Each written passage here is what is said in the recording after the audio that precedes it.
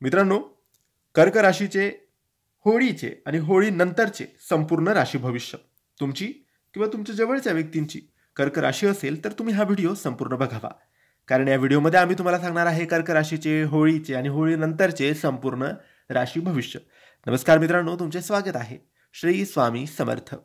मित्रांनो, सुरुवातीला गुरु दशम भावात आहे, त्यामुळे परिवर्तन नक्की दिसेल.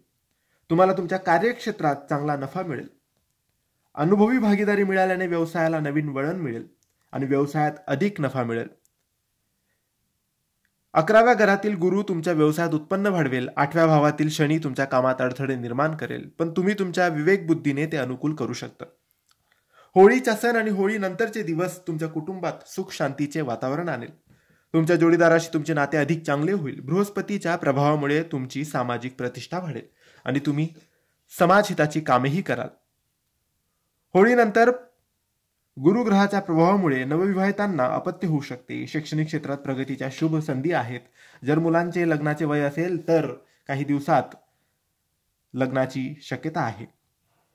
राशीतून 8व्या भावात शनीचे संक्रमण तुम्हाला मानसिक त्रास देत राहू शकतात. 8व्या भावातील शनी तुम्हाला काही वेळा हवामानाशी संबंधित आजारांनी त्रास देऊ शकतात.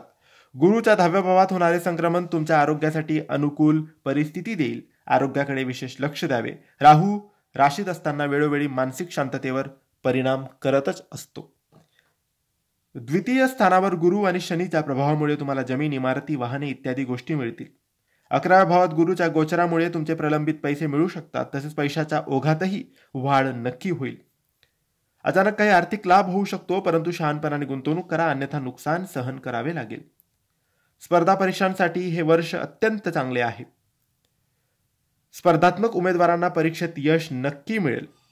5व्या घरात गुरुची दृष्टी शिक्षणासाठी अनुकूल आहे. विद्यार्थ्यांची शैक्षणिक आवड वाढेल आणि त्यांना शिक्षणात चांगले यश नक्की मिळेल. हे होते कर्क राशीचे होळी आणि होळी नंतरचे संपूर्ण राशी भविष्य. तुम्हाला माहिती कशी वाटली आम्हाला नक्की कळवा आणि माहिती आवडली असेल तर लाईक आणि शेअर करा. काही प्रश्न असतील कमेंटद्वारे विचारा. आमच्या चॅनलला सबस्क्राईब करायला विसरू नका. धन्यवाद.